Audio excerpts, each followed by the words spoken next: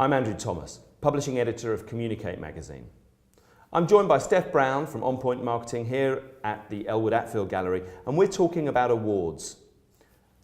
I'm going to look now at what happens once you've won that award. Steph, it doesn't make any difference to our awards, but I've got to ask this question.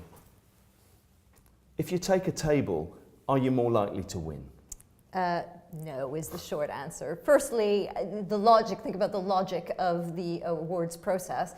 The winners are known generally before anybody would take out a table. You know, the judging happens well before anybody actually considers taking a table, and you know, once the winners are decided upon, that's it. Okay, good. You know, I know there's a lot of cynicism out there. Let's look, when you're taking that table, who should be on it, staff or clients? I think it should be a combination of the two. I think that it's definitely a great way to reward and recognize maybe some of the more junior people on your team who don't often get to go to a knees up, which is essentially what these are. And of course, you know, it's always great to bring your clients along to share in the win, if you will. One thing that I've seen some companies do, particularly agencies, is actually bring along clients for whom they might decide to do an entry in the following year. And that's done as a way to get those clients on side with the agency to make it an easy process to enter the work. Presumably you've got to know that it's going to be a good event once you're there. Yes. Yeah, yes. Okay. Let's look to see what happens. You've got that trophy, you've walked away, you've cracked open the bubbly.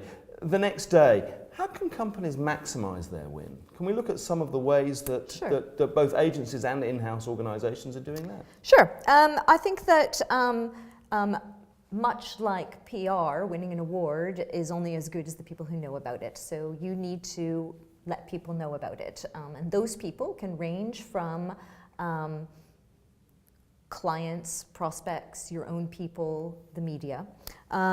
So one of the things that you can do is some press relations activity. The one thing that I would say, though, is it depends on the scheme for which you've entered. So for example, if you're entering the Transform Awards, which is brought to you by Communicate magazine, it's unlikely that any other magazines are going to want to cover the fact that you've won an award with an award scheme associated with Communicate magazine. So you need to be a little bit careful about who you send a press release about your win to.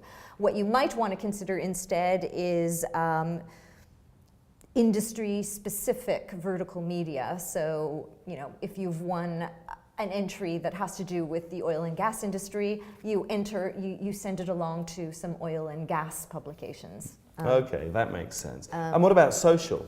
Social, absolutely. You know, if your business has its own social media channels, use those. But also, you know, use it as an opportunity to get your people excited and, you know, see if they're willing to use their own private social media accounts to big it up. The next thing I think that people can do is kind of leverage the winning story because it would be an impact story.